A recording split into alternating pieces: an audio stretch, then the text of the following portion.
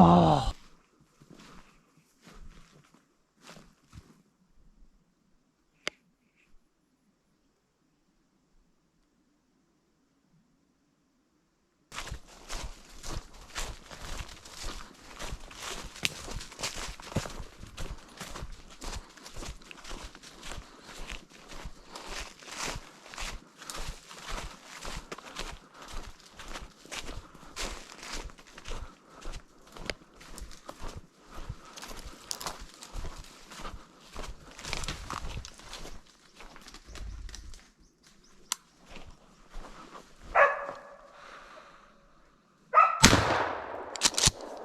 Good girl.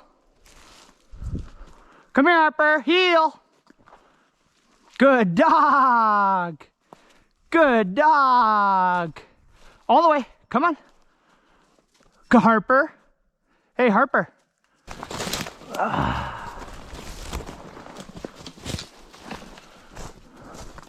There we go. Got another birdie bird. Well, cute little guy. Not much to that one. Definitely a this year bird. That's why we got him. We only get the dumb ones.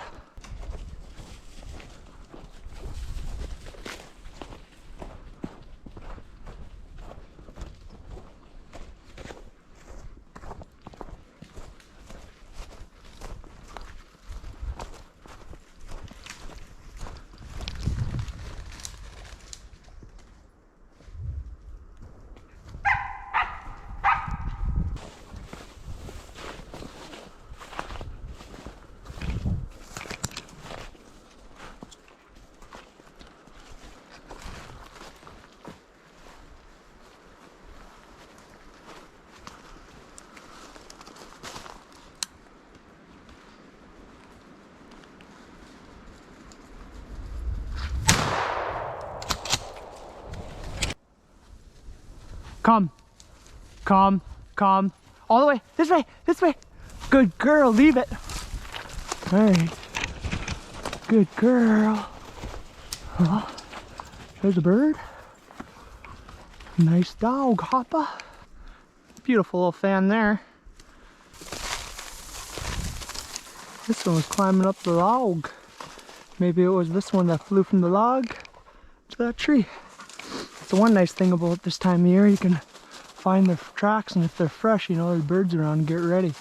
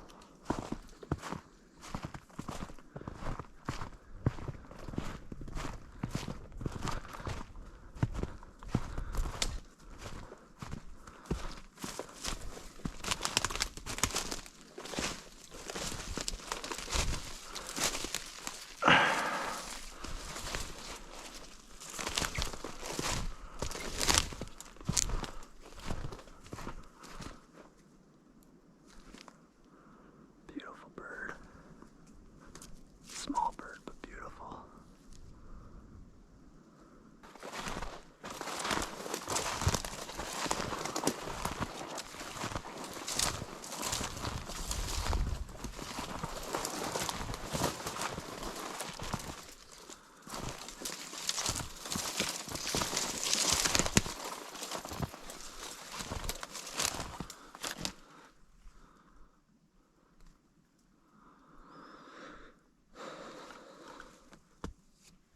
Alright, so this is the process of how I preserve the tail fans on the grouse for this little project for the Christmas gift I did this year. So this is a nice little tail here. This was from the grouse in the video, one of them, the grouse you saw. So first things first is I'll just put a little salt down. So there's meat on the back and the front, and we want to dry that up as much as we can. So I'll put a little salt down here. And then I'll just kind of place that grouse right there. So next, I'm going to use some pins to get that fan exactly where I want it. So this drying process will keep the fan in the position that you pin it. So once it dries, it'll stay open. And this whole process is the exact same as I did with the turkey I got this spring right there. So that's kind of a finished project with that turkey. So now I got it kind of opened up. I don't open it up all the way, but partially, and then I'll use these other pins to, you know, make the feathers exactly where you want them.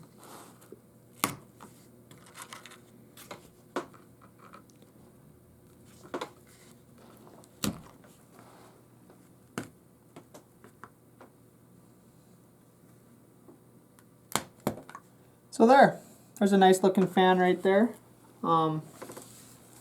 pinned exactly how I want it, and so then I'll just repeat the salt process on the top. And that'll take all the moisture out. And I just let it sit for a week or two, and I usually change the salt. I don't even think it's necessary that you do change the salt, but that's the way I do it. Then let it sit for another week, and then you'll have a nice tail fan. So these are some finished grouse I have. As you can see, they stay nice and open. This is a nice grouse here. Gray phase, then you got your red or brown phase grouse. So I'm going to use these in the project, but they're still a little fragile, and we want to, you know, cover up these spots. So we're going to use some body filler, you know, Bondo, and then we're going to put that in with the activator and just kind of get these fronts done, and then I'll flip them over and do the backs. So I'll take a clump of this stuff. This is the hardener stuff. I don't remember how much you're supposed to put in, but that seems about right.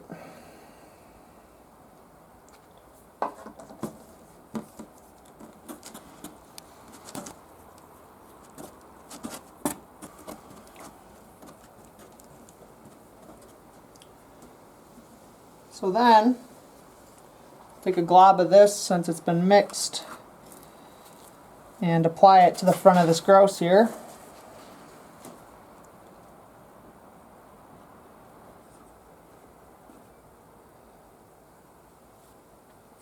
So there's one. So we got all the grouse all done here, and so I'm going to make a little gift for my old man because he's the only one I go grouse hunting with, and I have some of my most fun times out in the woods chasing after chickens with him. So my idea is I have to cut this little scrap piece of plywood a little, got to trim it down a little bit, but I already got a little hanger set up there with just a little spare chain I had. So it should hang up, but this is the idea. So I just got to glue this in. Watch out, Harper. And then I'm going to glue these tail fans all the way around. But I got to alternate gray and red, of course. Harper. And you got to make it so you can see the picture. This will be gone, so it'll just be this. Something like that. Probably like that right there. So I got to get this all glued in, and I got to find something to cover this. Honestly, if I was going to do it again, I think I'd skip the Bondo, but I have an idea for what to do. Well, here's the final result. I don't think it turned out too bad. I used little cross sections of a popple branch, thinly sliced, and glued those on to cover the Bondo, and yeah, there it is, hanging up on the wall.